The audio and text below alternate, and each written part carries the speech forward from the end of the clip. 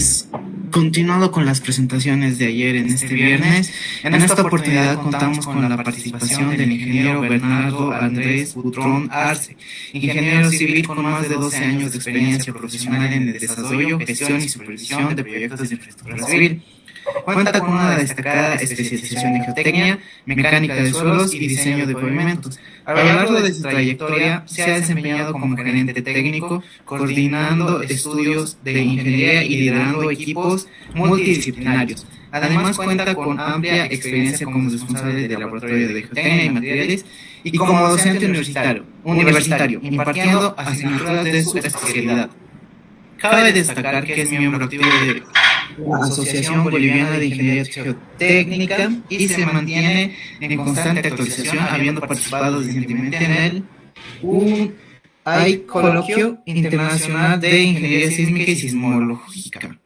Sin duda, su sólida formación técnica y su experiencia tanto en campo como en el laboratorio se presenta un aporte valioso en el ámbito de la ingeniería civil. En esta ocasión nos acompaña con el tema del dato geotécnico al comportamiento sísmico del subsuelo. Sin más preámbulos, damos la bienvenida al ingeniero Bernardo Andrés Butrón Arce. Es un placer, ingeniero. Muy buenas tardes a todos. Fernando, Rodrigo, muchas gracias por la invitación. No sé si ya se ve la pantalla de la presentación. Sí, ingeniero, se ve. Perfecto, si se ve la presentación, pues vamos a empezar. Nuevamente, gracias por la invitación. Ingeniero, se acaba de desaparecer la presentación. Se estaba viendo, pero se desapareció. De acuerdo.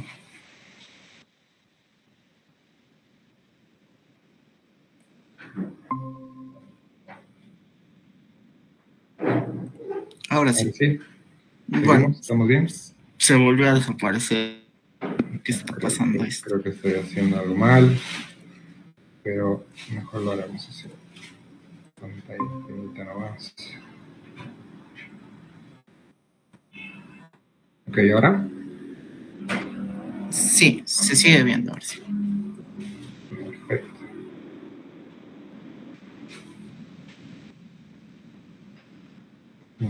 Súper. Entonces, otra vez, buenas tardes. Gracias, pequeños inconvenientes.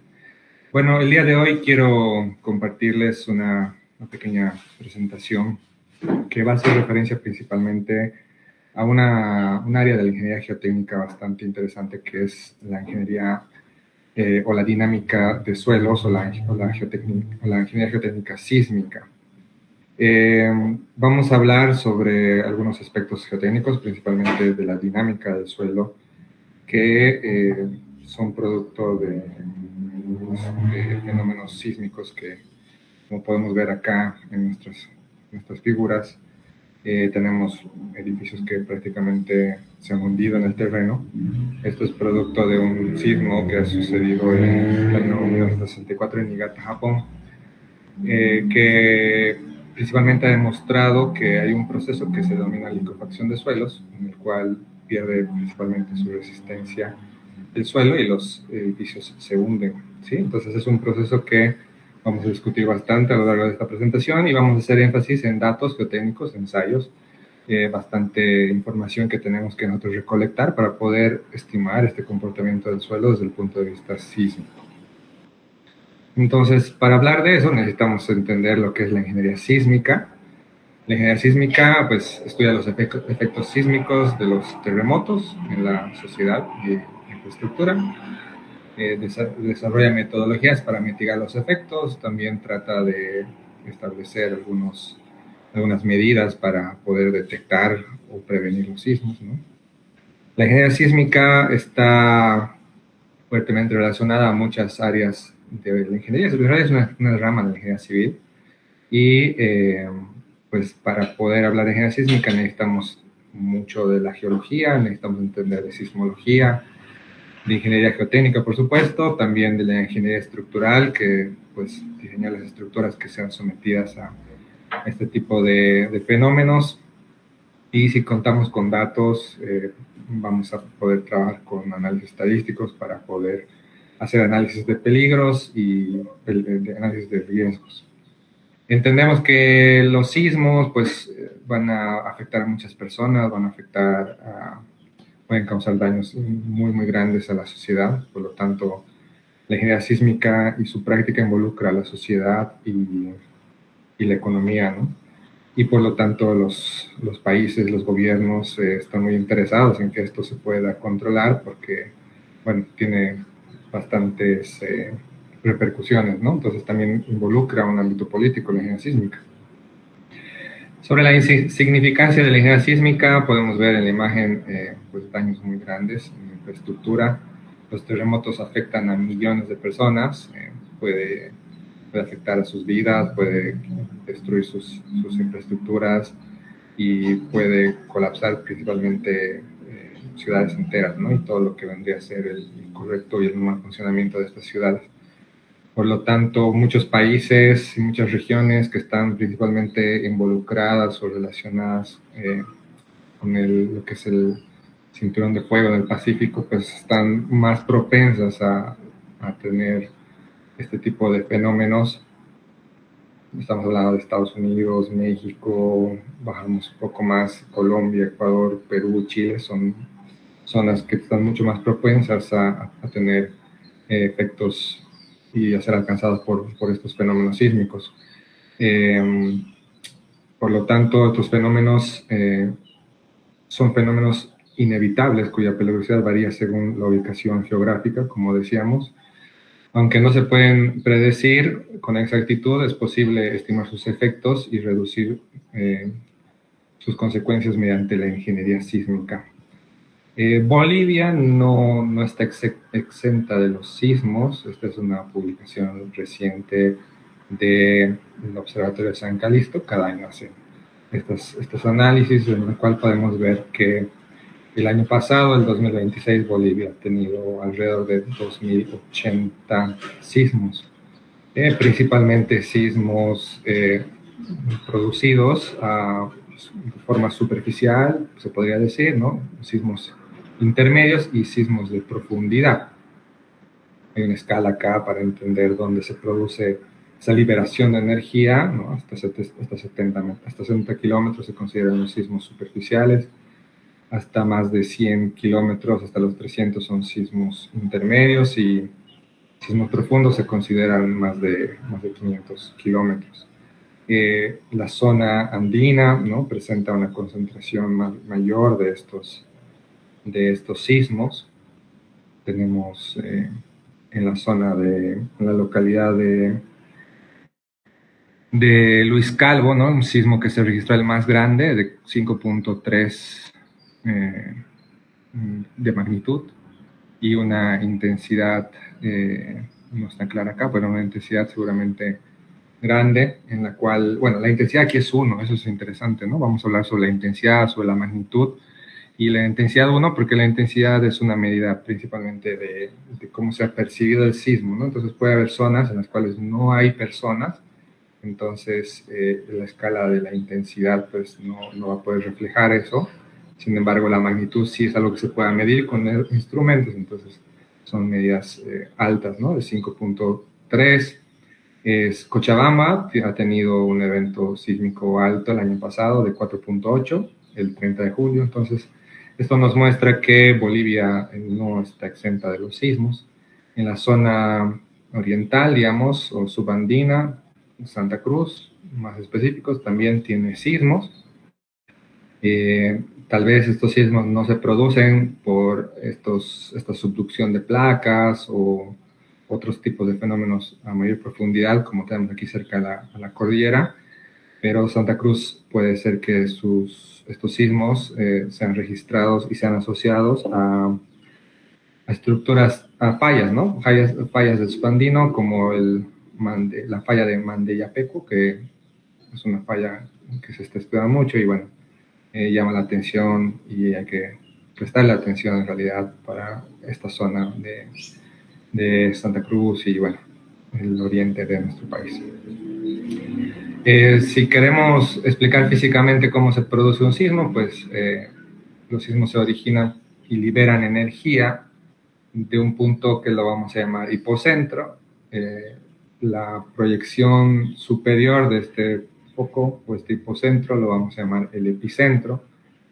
Los sismos se originan por la liberación de energía acumulada en la corteza, principalmente puede ser por subducción, fallas geológicas o la interacción entre placas.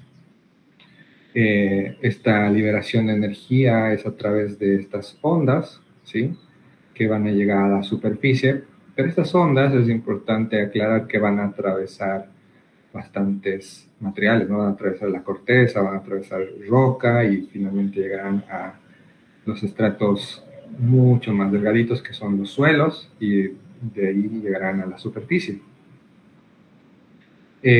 Una vez que se libere energía, esta va a viajar en forma de ondas, como decíamos, y estas ondas no van a ser las mismas cuando en el punto donde se genera la liberación de energía, van a ser muy diferentes a donde se vaya a medir en superficie, ¿sí? Pueden ser mayores o menores dependiendo los materiales que van a atravesar estas ondas, los tipos de ondas que se van a registrar en superficie, ¿no? Como vamos a ver en esta imagen, también va a depender de la topografía, si estamos en zonas donde tenemos material tipo roca, pendientes, o son zonas con estratos de suelos, estamos cerca de zonas costeras o tenemos estructuras como muros o edificaciones. Entonces eso va a influir principalmente en cómo recibamos las ondas en superficie. ¿Cómo se mide el sismo? Pues los sismos se registran mediante sismógrafos. Estas ondas, estas señales son registradas mediante estos equipos que se llaman sismógrafos, que captan el movimiento del suelo en forma de ondas sísmicas. Tenemos dos principales formas de registrar estas ondas: mediante parámetros de magnitud, que mide la energía liberada en el sitio del origen del sismo, y mediante su intensidad, que describe los efectos del sismo en superficie.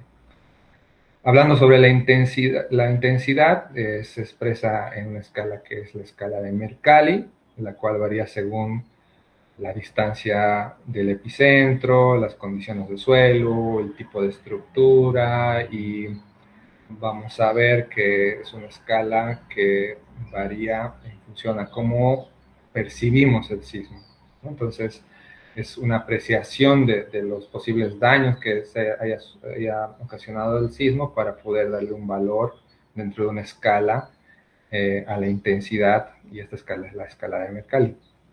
Hablando de la magnitud, como otra forma de registrar los sismos, tenemos también diferentes tipos de magnitudes. La magnitud de Richter o ML, que son los sismos locales, así se define, la de Richter, que es bastante conocida. Tenemos las magnitudes de ondas internas, magnitudes de ondas superficiales, y actualmente se está utilizando la magnitud de momento, el MW, que es otra medida de la magnitud.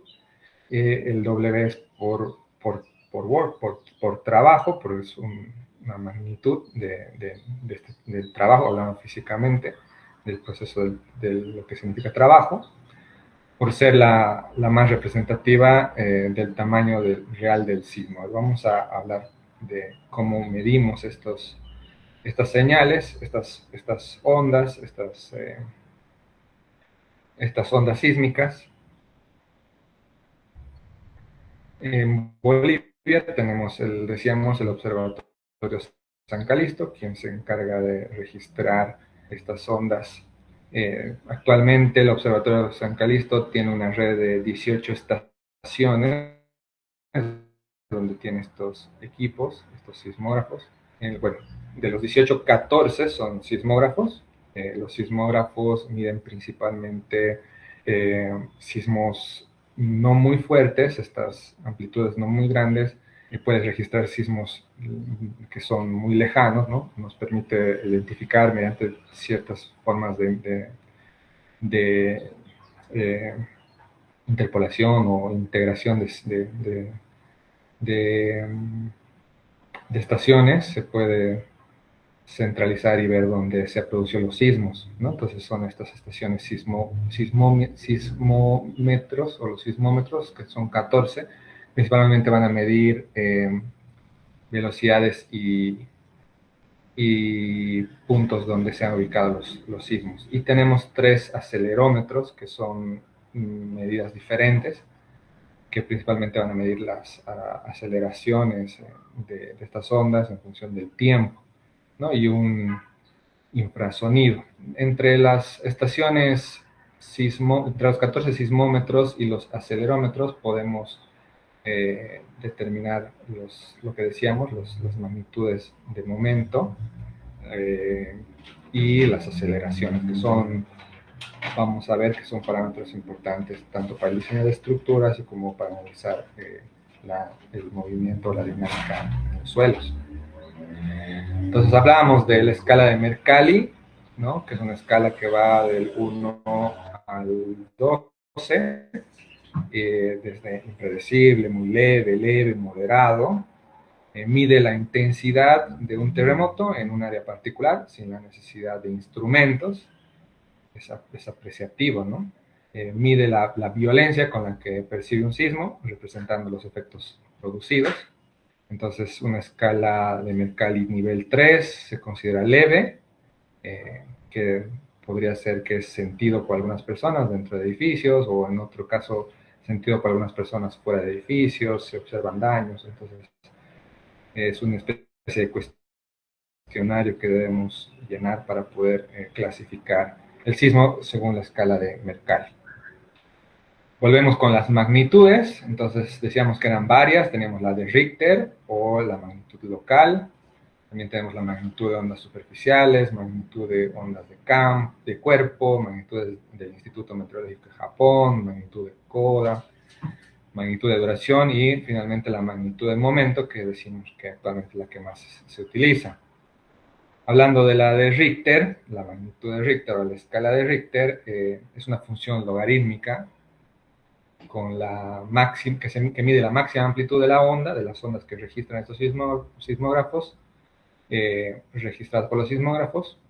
Al ser una escala logarítmica, cada vez que nosotros pasamos de un nivel a otro, vale aclarar que la escala de Richter va de 0 a 9, ¿ya? Bueno, vamos a ir aumentando de una escala a otra, y al ser representado por una función logarítmica de la amplitud de la onda, pues cada vez que pasamos de una escala a otra, hablando de la magnitud de Richter, estamos hablando de que estamos por cada número de incremento de escala, la amplitud aumenta por 10. Entonces la escala de Richter mide la amplitud de una onda sísmica con una frecuencia entre 1 y 2 Hz a una distancia de 100 kilómetros medida por un instrumento específico. Entonces, bueno, tienen que ser ondas con este tipo de frecuencia y además a una distancia de 100 kilómetros. No tenemos sismógrafos exactamente a 100 kilómetros cuando se produce un sismo, por lo tanto hay que hacer ciertas correcciones en función a la amplitud. Podemos entrar a estos ábacos en función al tiempo de llegada de las ondas P, o la separación entre los tiempos de las ondas tipo P y las ondas tipo S, y la distancia del epicentro. Se puede determinar la magnitud local o la magnitud según Richter. Teníamos también otro tipo de ondas, que es la magnitud de ondas superficiales, ¿no? Basada en la amplitud de una onda de superficie con una frecuencia menor. Se usa para terremotos poco profundos, menores a 70 kilómetros y distantes hasta más de 1000 kilómetros. La magnitud de momento, que repito nuevamente es el que actualmente estamos usando, la magnitud de momento está basado o está relacionado o es función de un momento sísmico, este m sub 0, que también se le llama energía sísmica o energía del sismo. Esta energía del sismo se mide expresa en dinas centímetros. Hay una forma de estimarlo en función a las dimensiones de la corteza que se haya podido desplazar, Y bueno, hay formas de estimar esta energía, esta liberación de energía. Y como decía, el momento de magnitud está en función de esta energía del sismo. Obsérvese que si despejamos el logaritmo del momento sísmico y dejamos en función de la magnitud de momento, vemos que si la magnitud de momento aumenta en 1, la energía aumenta en 10 a la 1.5, o sea, 32 veces.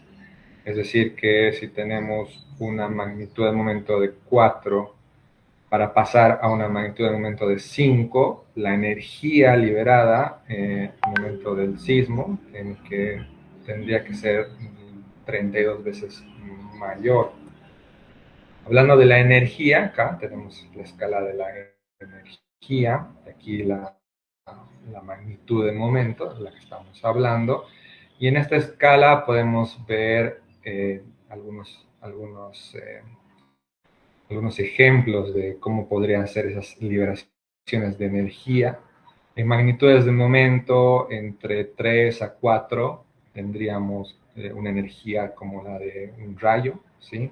Yendo un poco más allá, entre 10 y 12 tal vez tendríamos un poco más, tal vez 12, tendríamos la energía. Si tuviésemos un sismo con esta magnitud de momento de 12, es como que diríamos que la energía liberada es como la energía solar, ¿no? Que llega a nuestro planeta.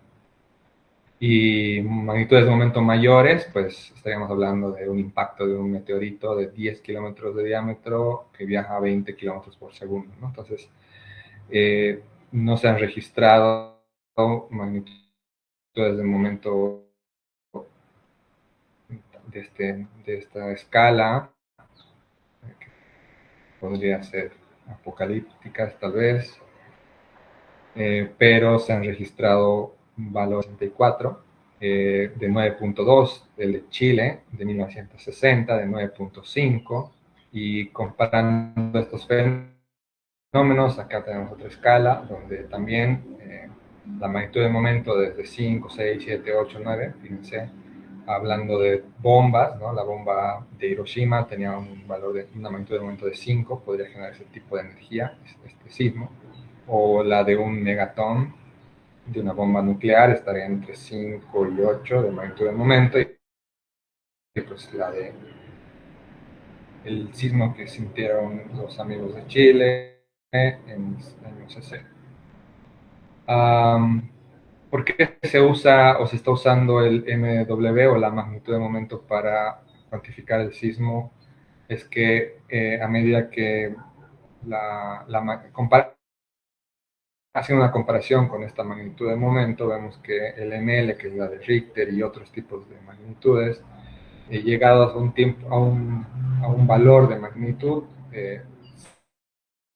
se vuelven horizontales, ya esto por el ruido que se genera, son muy susceptibles a estas altas frecuencias, no se podría generar un ruido prácticamente, y en cambio el MW no se llega a saturar y podemos seguir registrando a valores de sismos altos. Por eso que se ha decidido usar el MW actualmente, la magnitud de momento. Entonces, habiendo dicho esto, la magnitud de momento va a ser muy importante para poder nosotros estimar como dato cómo va a ser el comportamiento del suelo. Entonces recordemos eso de aquí en adelante. Entonces decimos que el sismo se produce a una cierta profundidad, principalmente si decimos que ha sido una gran profundidad, va a liberarse en varias ondas, en todo sentido, ¿no? Y si vemos solo una, la seguimos, vemos que a medida que va atravesando la corteza, va atravesando diferentes rocas que pueden tener diferentes rigideces, esa onda, cada vez que atraviesa una roca diferente, va a tender a cambiar su ángulo y va a volverse más vertical. De tal forma que cuando llega a superficie, esa onda puede tener un sentido principalmente vertical. Y si esta liberación de energía no ha sido tan profunda, ha sido tal vez superficial, va a suceder el mismo fenómeno no se va a verticalizar tanto, pero va a tender a seguir de forma vertical. Estas ondas, principalmente lo que nosotros medimos son las amplitudes, ¿sí? Y la amplitud, la intensidad la intensidad de las vibraciones del suelo, y se mide principalmente de tres formas. Hay tres tipos de ondas: las que son en función de la aceleración, de la gravedad, se va a representar por un porcentaje de la gravedad, 0,1 de G, 0,2 de G, 1 de G. También tenemos las que están representadas por la velocidad y por el desplazamiento, ¿no?, de la superficie. Para el análisis ingenieril, el parámetro más relevante es la aceleración del suelo, ya que este controla la respuesta de las estructuras del terreno. Y pues aquí tenemos, como se podría ver, una de las ondas y ver la amplitud, que vendría a ser esta distancia, ¿no?, desde el eje o desde el cero. Tenemos valores de aceleración positivo y negativo. En este caso se escogería el valor pico, no importando el signo. Y acá a la izquierda podemos ver una imagen donde tenemos muchas estaciones, donde se ha medido un sismo en abril de 2016 en Ecuador, en el norte de Ecuador. Y estas estaciones principalmente estaban localizadas sobre roca, ¿ya? Entonces vamos a hablar sobre las estaciones que están localizadas sobre roca, y esas estaciones van a medir o van a recibir estas ondas, principalmente que van a atravesar roca. Y todas estas en negro son las señales que han recibido, representadas por la aceleración. Vemos que son valores entre 0 y 0,5, 0 y 0,3, 0,1, ¿no? Son valores que están en ese rango y son típicos las aceleraciones en roca. Sin embargo, hay una aceleración que se la muestra aquí en rojo, que es de la APET, de esta estación APET, que se sabe que está sobre suelo, y podemos ver aceleraciones que van entre 0 y 1, y en este otro rango entre 0 y menos 1,5. Lo que queremos mostrar es de que las ondas van a depender, o estas aceleraciones van a depender de dónde se encuentran, si estamos trabajando sobre roca o sobre suelo, y principalmente en suelo las aceleraciones son mayores, lo que nos haría definir que cuando se libera la energía, al viajar esta onda, va a el suelo y bueno, especialmente la roca y los estratos de suelos van a modificar esta onda y la pueden amplificar. La pueden amplificar, y en superficie podemos, especialmente si va a atravesar el suelo, esas aceleraciones van a ser mayores que en roca. Acá tenemos en una misma zona aceleraciones medidas en suelo y aceleraciones medidas en roca en el sismo de Chile de 2010. Tuvimos una escala, una magnitud de momento de 8,8, bastante fuerte, donde se puede observar aceleraciones en suelo, por ejemplo aquí la de Agol, de 9,84, comparación con que sabemos que están sobre suelo, y aceleraciones más bajas, ¿no?, entre 0,15, 0,19, 0,2 en roca. Tenemos, gracias a un trabajo extenso de muchos profesionales, este mapa de probabilidad de amenaza sísmica, donde se puede observar cómo van estas aceleraciones en función a un análisis de respuesta, ¿no?, en un periodo de 475 años, con el 10% de probabilidad de excelencia de que se den estas aceleraciones en nuestro país, ¿no?, teniendo aceleraciones más altas aquí en esta escala, del orden del 35% de la gravedad, o sea, un 0,3, y zonas amarillas, por donde nosotros estamos, entre un 20% y un 25% de la aceleración. Esto debido a datos históricos que se han ido recolectando, ¿no? ¿Cuáles son los efectos del sismo? O sea, vamos a definir lo que es el movimiento fuerte, ¿ya? Cuando sucede un sismo, se produce un fenómeno que es el movimiento fuerte. El movimiento fuerte del suelo genera diferentes tipos de daños, tanto en estructuras como en el terreno. Entonces, el suelo empieza a vibrar y esta vibración se la conoce como movimiento fuerte. Es la que genera daño estructural, fallas en las cimentaciones, deslizamiento del suelo y genera la licuación de los suelos. Estos efectos dependen de la aceleración del terreno, que es lo que habíamos hablado, de las características del suelo, si roca, suelo, y la duración del sismo.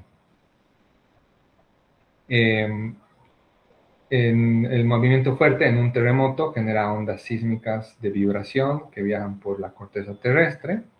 Al llegar a la superficie, la condición de borde, hay varias vibraciones superficiales y esas vibraciones superficiales son el movimiento fuerte. ¿Okay? El movimiento fuerte puede durar varios minutos. La intensidad y la duración del movimiento fuerte depende del tamaño y la ubicación del terreno, las características del sitio, si está cerca o lejos del epicentro o del hipocentro también. Y el movimiento fuerte es el peligro sísmico más importante, pues es el que gatilla el resto de los fenómenos. Una vez que se genera una onda, ¿sí? Esta va a generar diferentes aceleraciones, lo que habíamos dicho, dependiendo del tipo de terreno que vamos a atravesar. En esta imagen podemos ver que una onda que vaya en este sentido va a atravesar una roca y va a generar estas amplitudes. En cambio, cuando atraviese una zona pobremente consolidada, como dice acá, vamos a tener amplitudes un poco mayores, y si llegamos a zonas donde tenemos arenas saturadas, las amplitudes van a ser mayores. Entonces, dependiendo de las condiciones del terreno, pues los daños o este momento fuerte puede ser más, puede generar más daño, ¿no? Esto se debe, pues, a que los suelos son heterogéneos, ¿no? Anisótropos, no lineales, y tienen una alta heterogeneidad vertical y también lateral. El movimiento fuerte, pues, va a generar estas cargas cíclicas en el terreno, y esto va a generar un fenómeno que vamos a trabajar hoy, que es la licuación de suelos, ¿no? Aquí podemos ver otra fotografía del sismo de Niigata en el 64, que hasta el momento no se conocía mucho sobre lo que era la licuefacción de suelos, y a partir de estos eventos sísmicos los académicos han empezado a establecer ciertas teorías, ya que estas estructuras, al momento de que se han generado estos sismos, el terreno ha perdido capacidad de soporte y las estructuras se han hundido en el terreno. Los suelos granulares se saturan. Estas solicitaciones pueden generar incremento en la presión de poros, reducción del esfuerzo efectivo y pérdida de rigidez y resistencia.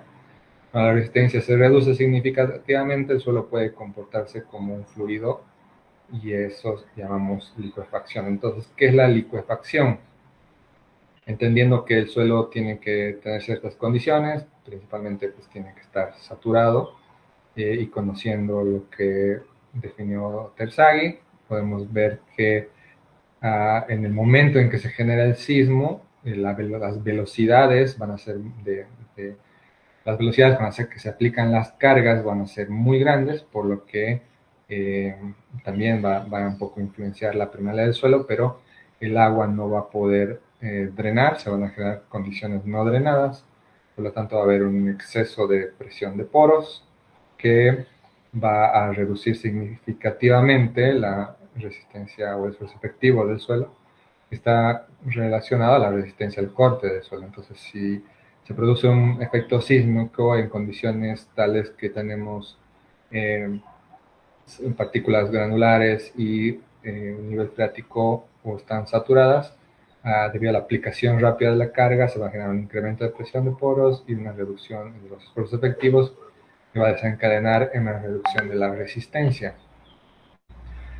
Entonces pueden suceder dos fenómenos. Se pierde resistencia del suelo. Cuando se pierda la resistencia del suelo, pues vamos a tener grandes deformaciones, pueden ser varios centímetros o metros, En cambio, si se llega a perder la resistencia, esto es un poquito más, digamos, ¿no? de lo que decimos, vamos a tener un cambio en el estado del suelo, ¿no? Vamos a tener un flujo de material y las deformaciones van a ser excesivas, o sea, muchísimos metros. El impacto de este fenómeno, pérdida de rigidez o pérdida de resistencia, va a desencadenar, pues colapso de estructuras, pérdidas humanas, impacto social. Entonces, otra definición de licuefacción es el fenómeno que consiste en la pérdida de resistencia del suelo producido o producto de la disminución de las tensiones efectivas debido al aumento de la presión de poros desencadenado por acciones de un terremoto. ¿Cuáles son los criterios para que un suelo sea potencialmente licuable? Bueno, primero tiene que ser suelo, ¿no? Y tienen que ser suelos arenosos, sueltos, con bajo contenido de finos, baja o nula plasticidad. Los pocos suelos o los pocos finos que tengan tendrían que tener bajo o nula plasticidad. Suelos saturados con baja capacidad drenante y finos con carácter contractivo. En algunos casos no necesariamente la licuefacción va a ser hasta la superficie. En este caso tenemos un suelo en superficie bastante competente, pero debajo de ese suelo tenemos el suelo que licúa, y si tenemos pendiente, pues el suelo que licúa genera como una especie de resbalín a todo el suelo o material que tenemos por encima, y no se van haciendo esos movimientos laterales. Y bueno, hay muchos otros fenómenos que se han ido viendo de la licuefacción. Y acá tenemos un pequeño video que quisiera que lo veamos para poder entender y cerrar este concepto de la licuefacción después de la propaganda. Prometo comprar el YouTube Premium, pero vamos.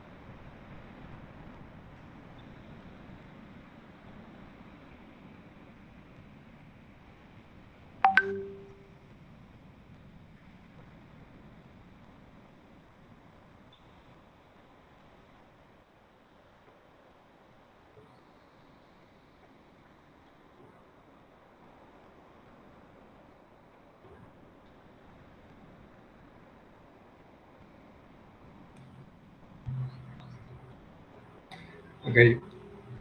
¿Y cómo medimos la licuefacción? ¿Cómo podemos ver si un suelo licúa o no? Para que ya lo entendemos. Vamos a hablar algo de que se define el potencial de licuefacción o potencial de licuación del suelo, que es una relación que es como una especie de factor de seguridad que va a relacionar la resistencia cíclica, o sea, la resistencia del suelo a este movimiento sísmico, podríamos decirlo así. Esta resistencia cíclica la vamos a llamar CRR, vamos a ir repitiendo mucho estas siglas, CRR como resistencia cíclica, y va a ser comparada con la demanda cíclica, que sería el CSR. La demanda va a ser pues el sismo como tal, ¿sí? Entonces, cómo llega el sismo al suelo y cómo el suelo reacciona frente a esa situación. Entonces, esa relación la vamos a llamar potencial de licuación, y este potencial de licuación, si nos da un valor menor a 1, pues el suelo va a licuar. ¿Por qué? Porque va a resistir menos de lo que le llega, la demanda. Y entre 1 y 1.2 se considera como una transición en que podría licuar, y mayores a 1.2 como potencial de licuación, podríamos decir que el suelo no licúa. Esta esta definición del potencial de licuación y la metodología que vamos a usar es bastante,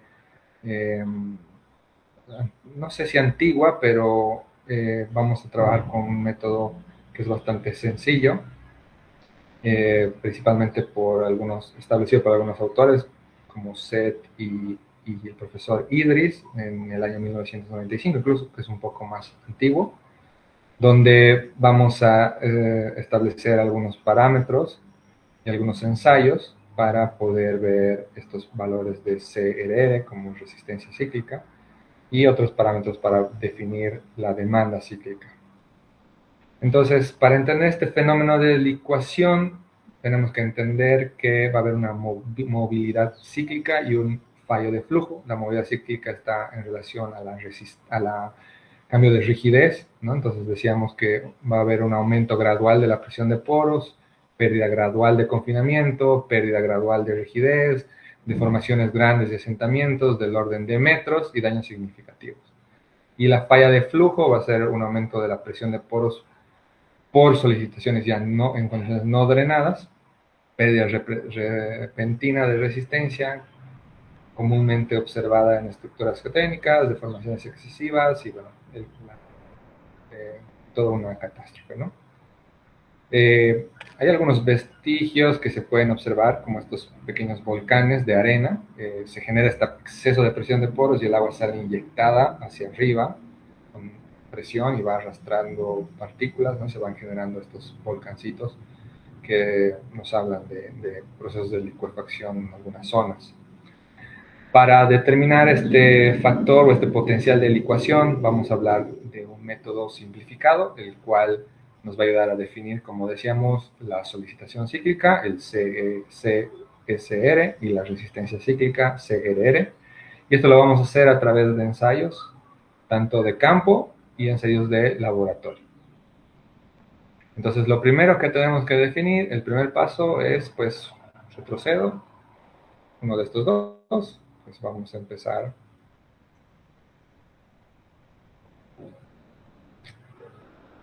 Vamos a empezar con el cálculo de la solicitación cíclica, el CSR, y luego vamos a realizar el cálculo de la resistencia cíclica. Entonces, ¿cómo determinamos la solicitación cíclica, el CSR?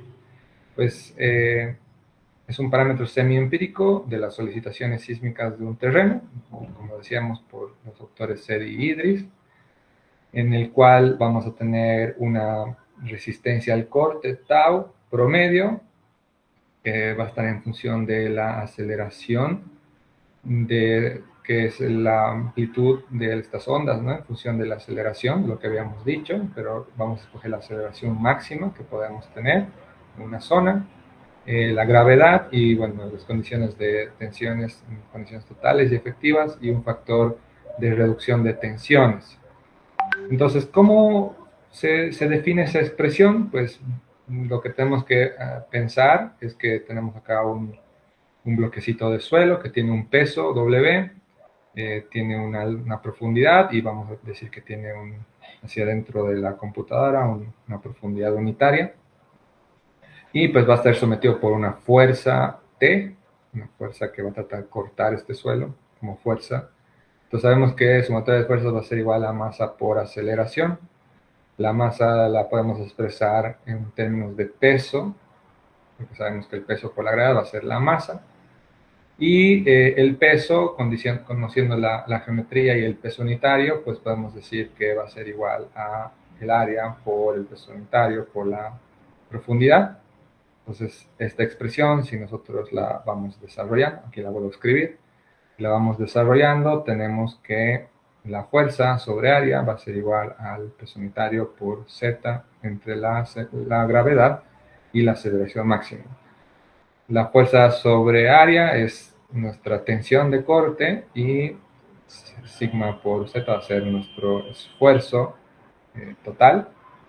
Entonces tenemos que tau, pero va a ser un tau promedio, igual a el esfuerzo total inicial dividido entre la gravedad por la aceleración máxima. Entonces, nuestra expresión nos quedaría así. Sin embargo, esta aceleración, y como lo vieron estos autores, tuvieron que pensar que no todo el tiempo en el evento sísmico, todo el tiempo vamos a tener esta aceleración, sino que estaba variando, ¿no? Estaba variando, entonces tenemos que tal vez escoger un valor representativo, que en este caso es el 65% de esa aceleración, para lo cual la expresión que vimos hace un momento, es por eso que aquí aparece el 65 o el 0.65 para poder corregir o sea más representativa esa aceleración, ¿no? Un valor del 65% de la aceleración máxima. Y en este otro lado tenemos que incorporar otro factor que es el RD. Este RD es un factor de reducción por la no linealidad de la columna de suelo, o sea, porque el suelo va a ir variando, va a haber una flexibilización del suelo, entonces tenemos que corregir esas tensiones. Entonces, este factor de RD, en principio, depende de Z, porque vamos a analizar la no linealidad del suelo. Entonces, la forma de estimarlo.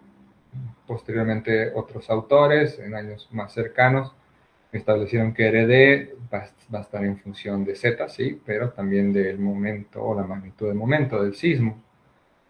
Y bueno, también hay otros autores como Cetin, que considera estos valores de RD para diferentes profundidades en función de la profundidad, de la magnitud del momento, de la aceleración máxima y de las ondas de corte que puedan suceder en el sismo, en la zona.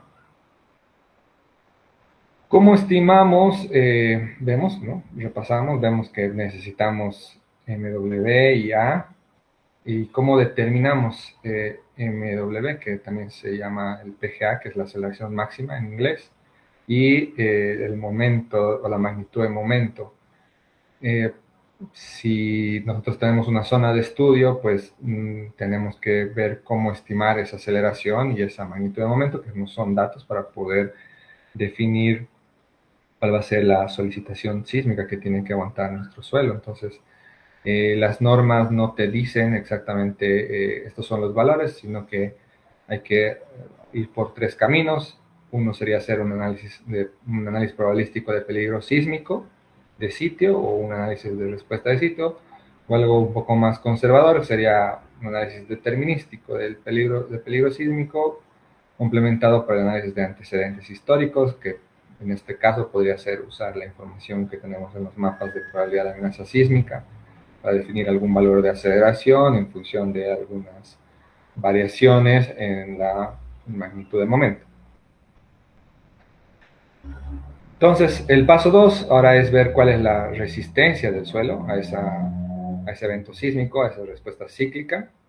Para eso tenemos que decir que podemos tener dos escenarios, suelos granulares o suelos finos. Si son suelos granulares, sabemos que es muy difícil extraer muestras de laboratorio, o sea, muestras inalteradas, ya que es complicado extraer este tipo de muestras en el momento de realizar una perforación, especialmente que mantengan las condiciones que definan que es una muestra inalterada o no disturbada. Por lo tanto, alternativas que se han usado mucho en ensayos para determinar propiedades de los suelos granulares son los ensayos SPT, el CPT y la medición de las velocidades de onda de corte a través de ensayos geofísicos. Entonces, este es un camino, y si vamos a trabajar sobre suelos finos, tal vez suena raro hablar sobre licuefacción en suelos finos, pero en realidad no se habla de que los suelos finos licúan, sino que se habla de un ablandamiento cíclico, ¿sí? Sin embargo, todo lo que vamos a explicar ahora y lo que hemos venido diciendo precisamente se concentra en suelos granulares y en el concepto propio de la licuefacción. Por lo tanto, vamos a hablar del ensayo SPT y las velocidades de onda de corte. Entonces, ¿cómo estimamos en terreno la razón de resistencia cíclica, el CRR, a través de estos ensayos? Algo muy importante que tenemos que dejar claro es que la metodología que vamos a seguir tiene unos supuestos muy importantes, o sea, los ábacos y las formulaciones que vamos a utilizar tienen consideraciones importantes, como que Esas ábacos y esas ecuaciones han sido definidas en arenas limpias, han definido solo para un tipo de sismo que tenga una magnitud de momento de 7.5, en terrenos horizontales, sin singularidades y una profundidad fija. Entonces, si nosotros queremos determinar cuánto va a resistir nuestro suelo a un evento sísmico, pues tenemos que, y no vamos a trabajar con esta magnitud de momento, pues tenemos que hacer algunas correcciones que las vamos a ver después.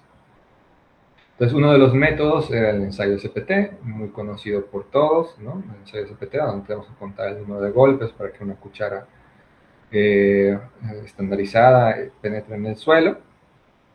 También es relevante que se generen algunas correcciones, ya que existen muchos factores que pueden influir en que no se esté generando principalmente la energía correcta, y al ser un ensayo estándar, nosotros tenemos que estandarizar nuestros resultados a un valor de energía que es el N60, que es el que vamos a necesitar, y posteriormente definir el N160, que es la corrección de este número de golpes, corregido por energía, corregido por confinamiento, y más aún cuando estamos trabajando en suelos granulares.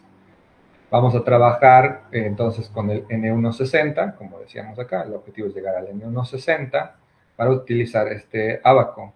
Este ábaco nos va a ayudar a determinar la resistencia cíclica del suelo, donde tenemos que ingresar con el número del N160, tocar alguna de estas curvas que están principalmente relacionadas por la cantidad de finos que puede tener mi suelo, entre 35 y bueno, 5, un poquito menos, y encontrar un valor de resistencia cíclica.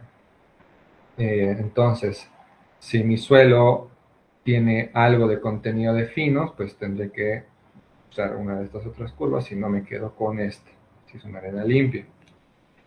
Para no usar este ábaco, existen expresiones como esta, donde podemos ver que para determinar la resistencia cíclica para una magnitud de momento de 7.5, como está establecida la teoría, necesitamos el N160.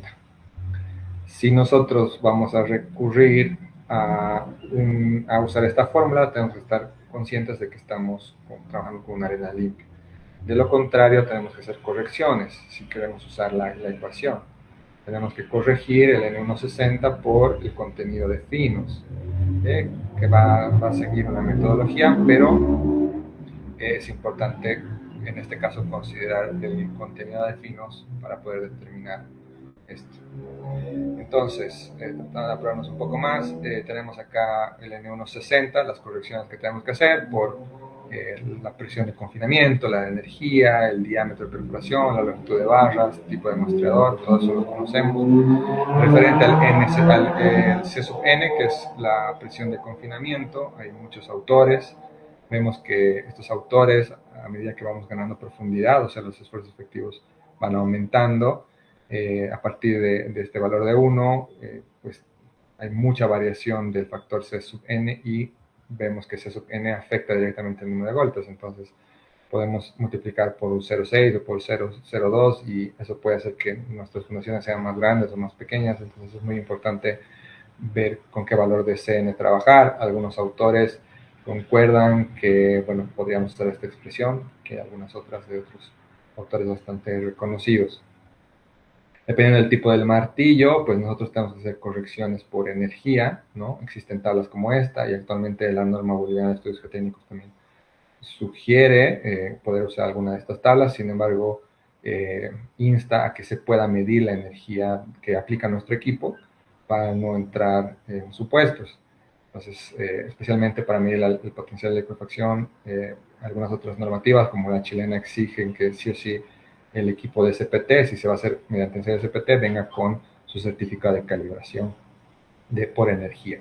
Y otros valores de términos que hay que corregir, ¿no? El diámetro de la perforación, largo de barra y el muestreador.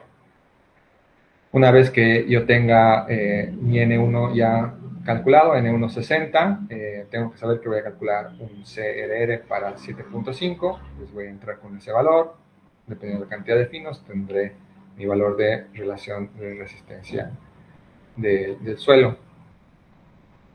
Algunos puntos también importantes a hablar de la ecuación es que solo sirve para N160 menores a 30, ya que para valores mayores son arenas limpias y estas arenas limpias son densas para licuar, y si tengo un N160 mayor a 30 estas arenas se clasifican como no licuables. La ecuación puede usarse en hojas de cálculo y es fácil esto hacerlo en Excel, pero tomando en cuenta que si tengo valores de N160 mayores a 30, es probable que el suelo no vaya a licuar. Entonces, si estoy en esta zona, pues estoy bastante seguro de que no licuaría el suelo. Entonces, me tendría que preocupar si tengo valores de N160 menores a 30 y tendría que analizar, ¿no? Entonces, la corrección por finos, decíamos que a mayor cantidad de finos, ¿no? Vuelvo atrás, mayor cantidad de finos, vamos a tener que usar alguna de estas curvas. Y lo que nos muestra acá es que a medida que aumenta el contenido de finos, ese 1,60, por ejemplo, si tenía un valor de 5 y tengo 25% de finos, voy a entrar acá y me va a dar 5. Ese 5 es un delta de N160. Este delta va a afectar a mi N160, casi se va a sumar y voy a tener un valor corregido por finos de casi 10, ¿sí? Entonces, esos finos estarían indicando que va a aumentar mi N160, la corrección por finos.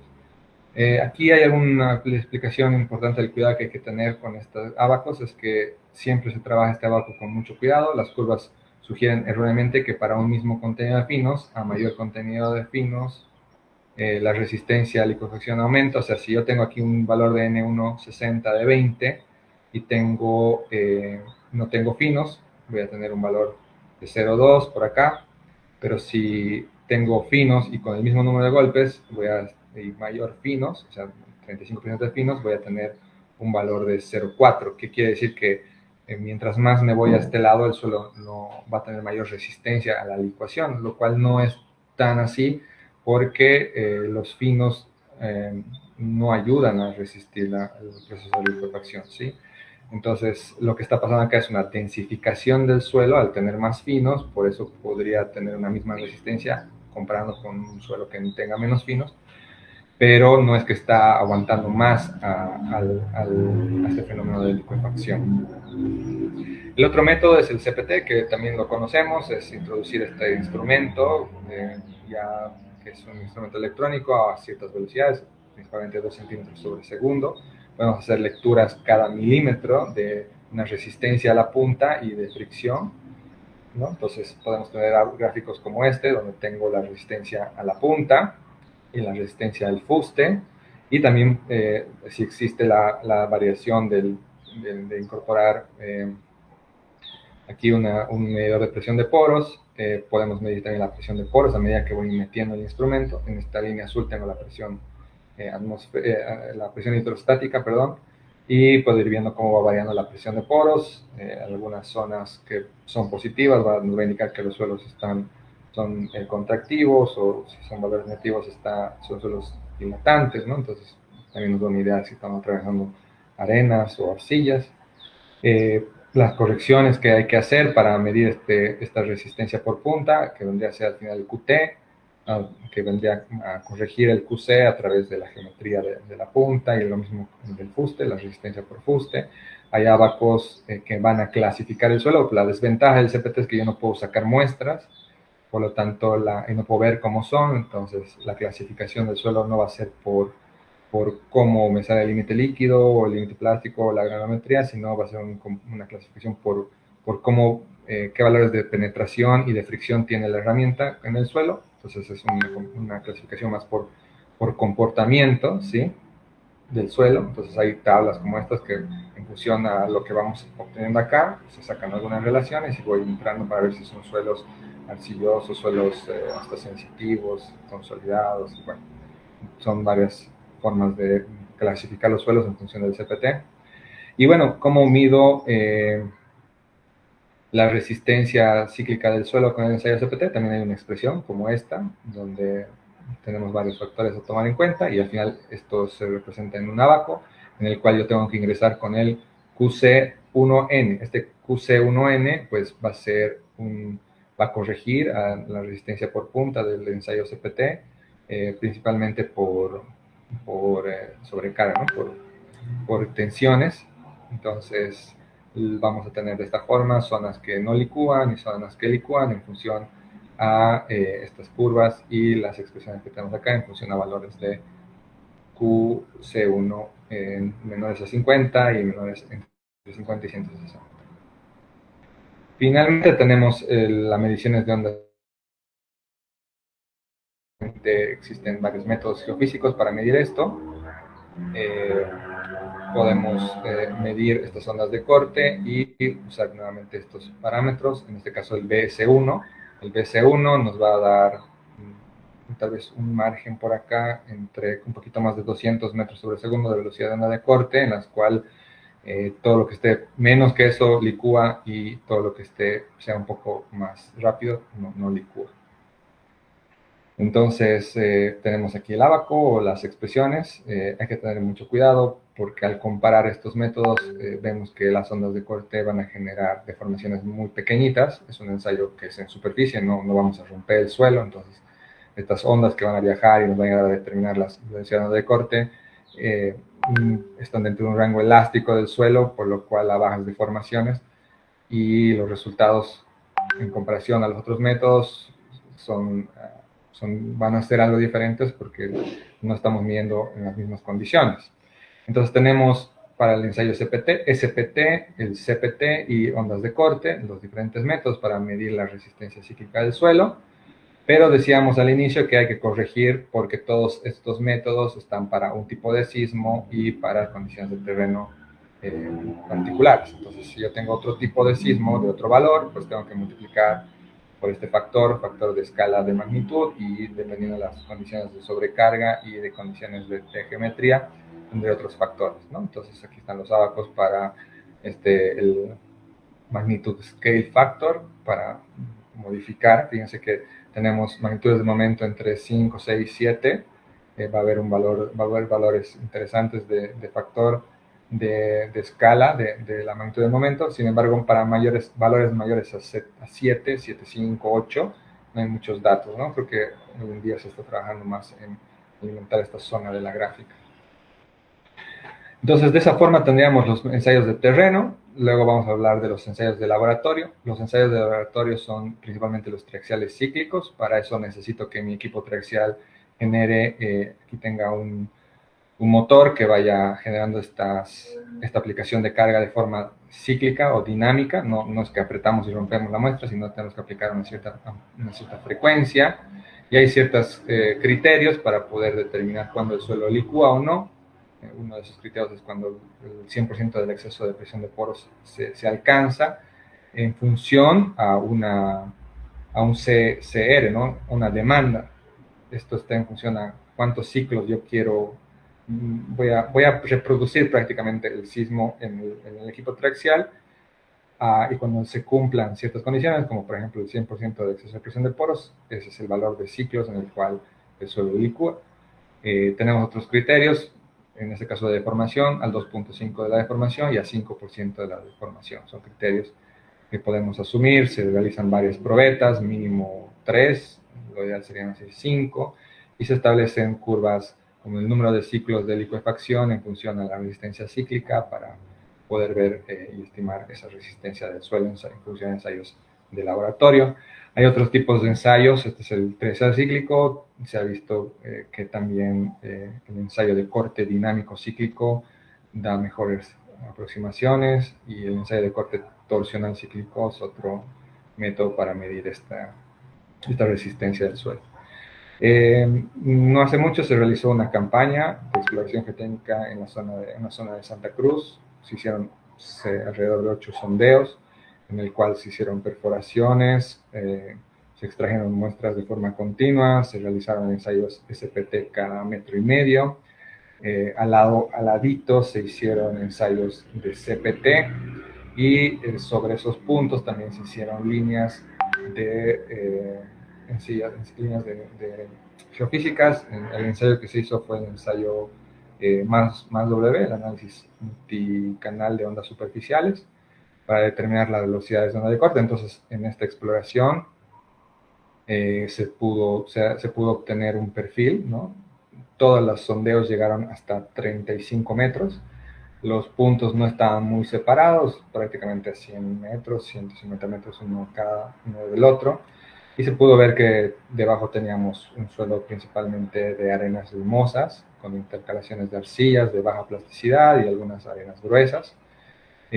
Tenemos el perfil de los ensayos de CPT, en el cual los ensayos de CPT sí se hicieron hasta los 35 metros, porque se hacía cada vez que avanzaba la perforación. En cambio, los ensayos de CPT, algunos no pudieron llegar hasta los 35 metros, principalmente por capacidades del equipo, ya que el equipo tiene que tener una cierta capacidad para poder meter la herramienta. Y bueno, esta es la combinación de todos los ensayos de CPT, y aquí solamente de uno de los sondeos, ya que la resolución es mucho mayor, ¿no?, con el ensayo de CPT, y se pudo clasificar en función del comportamiento, y en función a las cucharas que se han sacado se pudo clasificar el suelo viéndolo y tocándolo.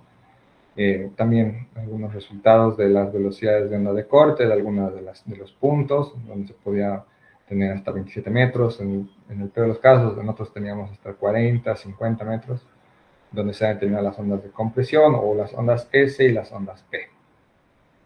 Como resultado, en comparación de los 8 puntos, tenemos acá el factor de seguridad, o este factor de potencial de liquefacción que hemos hablado, que es la relación de la demanda y de la resistencia, o de la resistencia y la demanda, que decíamos que los valores menores a 1 son puntos donde licúan, ¿no? Entonces, el CPT, al tener más resolución, pues un poco complicado verlo así, pero aquí tenemos las zonas en las cuales, si lo que toca, estaría licuando.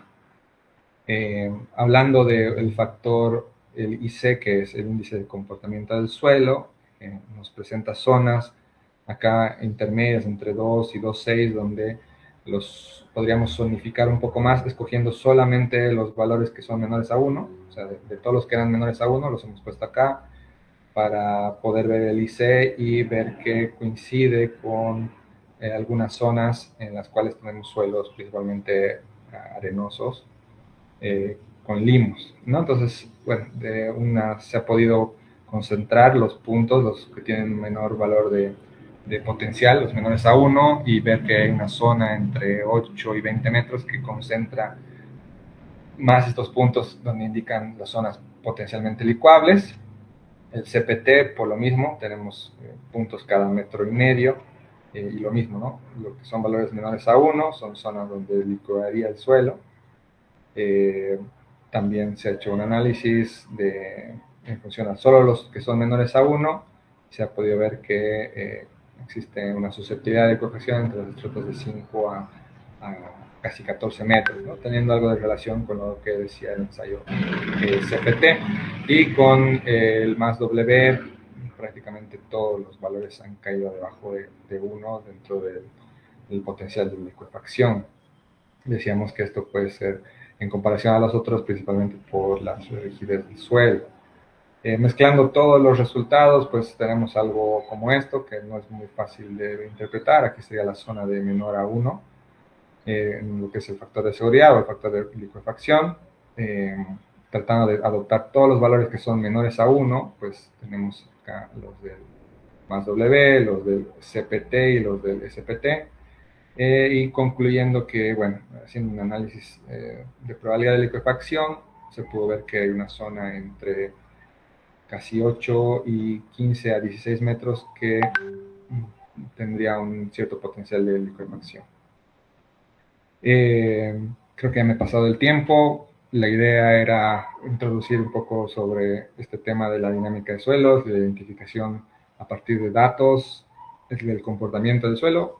¿Qué tendríamos que hacer con esto? Pues el diseño de las estructuras en esta zona tendrían que contemplar los posibles asentamientos que se van a poder ocasionar debido a la liquefacción del suelo cuando se produzca un sismo. Ahora, estos valores que vemos son solamente para una magnitud de momento de 7.5 y una aceleración máxima de 2.5. Y el nivel freático a 2 metros. Se ha medido el nivel freático con una sonda cada cierto tiempo y se saca un promedio de 2 metros.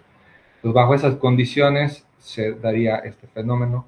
siempre y cuando se dé esta aceleración, siempre y cuando se dé esta magnitud de momento, podría haber otros escenarios peores o que son menos probables, y otros valores, otros escenarios que no contemplen este potencial de liquefacción para sismos más leves. Eso sería todo. No sé si tienen consultas, perdón por haberme pasado un poco el tiempo. Quedo atento. Bueno, muchas gracias, ingeniero Bernardo. Sí, hay algunas consultas que llenaron en el formulario que enviamos, así que vamos a comenzar con eso. Hay una de Andrés Bustamante que dice, si la escala de Richter es logarítmica y cada incremento de una unidad implica que la amplitud de las ondas sísmicas aumente en 10 veces, ¿cuántas veces mayor es la energía liberada por un sismo de magnitud 7 en comparación con uno de magnitud 5? ¿Y por qué la relación entre amplitud y energía no es lineal? ¿Y qué implicaciones tiene esto para la evaluación del daño estructural? Ok, súper larga la pregunta y un poco complicada, pero ahora vamos a ver si ¿Se sigue viendo la presentación? ¿Sí? ¿Se sigue viendo la presentación? Sí, ingeniero. Ok. Con relación el método es logarítmico, es como se define el método. Ahora, la escala de Richter nos da una escala de 0 a 9, y al ser logarítmico, un logaritmo base 10, para nosotros poder despejar ahí el valor de la magnitud del sismo, pues tenemos que casi incrementarlo 10 veces. Es por eso que cuando pasamos de 5 a 4, la magnitud en esta escala aumenta 10 veces. Ahora, comparándolo o hablando de las energías, la energía del sismo con relación a lo que es la magnitud del momento, que es otra forma de medir del sismo, está igual. Esta es la expresión donde tengo que la magnitud de momento está en función del logaritmo de la magnitud o la energía del sismo. Entonces, esta energía del sismo, si nosotros la ponemos acá, la despejamos en función del logaritmo, y va a ser igual a esta expresión donde tengo aquí la magnitud de momento, y decimos que si la magnitud de momento, como nos pregunta el ingeniero, va de 4 a 5, digamos, para pasar de 4 a 5, pues esta energía debería ser de 32 veces, ¿no? Entonces, cada vez que voy pasando de un número a otro entero, ¿no? De 4 a 5, la energía liberada tendría que ser 35 veces. Y si son 2 o 3 veces, pues, no sé, va a ser 64 y así veces la energía. Ahora, la implicancia con las estructuras, pues lo que es la magnitud de momento está por un lado. Ahora, lo que hay que fijarse también es la aceleración. Hablamos de un punto de vista solamente estructural, pues ahí entra el espectro de aceleraciones que habría que considerarlo, que es un punto de vista un poco más estructural. Ahora, hablando del suelo, pues como hemos visto, para ver su potencial de liquefacción, va a depender de la magnitud del momento y va a depender de la aceleración máxima. Si nosotros colocamos un valor de magnitud o un valor de aceleración, nos va a dar un potencial de liquefacción, y si ponemos otros valores, nos va a dar otro. Ahora, ¿cómo los determinamos? Habían diferentes formas. Podemos apoyarnos sobre la información que tenemos o hacer análisis de probabilidad de ocurrencia de esos fenómenos, ¿no? Eso sería. Ok, ingeniero, otra pregunta es de Martínez Escobar. Cristian, que dice, ¿qué parámetros geotécnicos son más determinantes para evaluar el riesgo sísmico de una edificación? En este caso, uno de los riesgos sísmicos sería la posibilidad de que el suelo licúe, como les dije. Entonces, para averiguar si el suelo licúa, tenemos que ver qué tipo de suelo es, ver las condiciones de nivel freático y evaluar su potencial de liquefacción, ¿no? Todo lo que habíamos hablado mediante ensayos de campo, ensayos de laboratorio que son un poco más complejos de realizarlos, se requiere equipos un poco más sofisticados y más experiencia para interpretarlos. Entonces, para ver el riesgo de una estructura que esté apoyada sobre un suelo, hay que analizar que ese suelo no licúe mediante la determinación de este potencial de liquefacción. Ok, ingeniero, otra pregunta es de Adalit López, que dice, ¿cómo se pueden mitigar los riesgos sísmicos en la construcción de edificios e infraestructuras? Me voy a enfocar en el tema de que, no de la estructura en sí, si bien debe haber muchas formas de poder disipar este movimiento, estas oscilaciones, de haber disipadores de energía, amortiguadores, etcétera. Pero hablando del suelo, si el suelo, determinamos que el suelo va a licuar, porque el sismo que se genera no va a generar que el suelo licúe, por todo lo que hemos hablado. Entonces, ¿qué se puede hacer? Pues hay que mejorar el suelo, mejorar ese estrato de suelo donde hemos visto licuación, o sea, tener licuación mediante tal vez la densificación de ese suelo con compactación dinámica. No sé si alguna vez han visto que botan grandes masas, pesos al suelo para que se vaya compactando, se lo puede de esa forma mejorar. Columnas de grava o métodos de inyecciones, y bueno, hay formas de mejorar el suelo, o en este caso recurriríamos a fundaciones profundas que atraviesen esas zonas que son potencialmente licuables y se pueden apoyar en estratos que garanticen la estabilidad de la estructura. Ok, bueno, con la última pregunta que nos hace Azul Coca es, si el análisis CRR depende de parámetros empíricos, ¿sería posible migrar hacia modelos más físicos o numéricos que representen mejor el comportamiento no lineal del suelo? Exacto, sí, hoy en día eh, el método que hemos hablado hoy día es el método simplificado, el método más sencillo que puede tener varios errores, ya que dependemos de ensayos de campo, especialmente el SPT eh, puede tener muchas variaciones, hay que tener mucho cuidado, hay que hacer ciertas correcciones. ¿Cuál sería mejor? Tal vez sería mejor hacer un CPT, pero a veces resulta ser un poco más caro, necesitamos que llegue a ciertas profundidades en las cuales el equipo tiene que tener ciertas características. Entonces, recurrir a modelos no están de más, pero sí vamos a, en este caso, para alimentar los modelos, tal vez vamos a tener que recurrir a los ensayos de campo nuevamente, o ensayos de laboratorio, que sería también lo mejor, ¿no? Entonces, creo que para poder usar modelos vamos a requerir información del campo y no nos vamos a escapar de los ensayos de campo. Está bien, ingeniero. Otra vez muchas gracias. Fue un honor tenerlo presente en esta presentación. Esperamos tenerlo en futuras actividades con nosotros y bueno, hasta luego. No, muchas gracias a ustedes, felicidades por el trabajo que están haciendo, por todas estas charlas. Más bien el agradecido por tomarme en cuenta. Espero que haya podido contribuir en algo y para lo que necesiten, chicos. Gracias. Muchas gracias, ingeniero.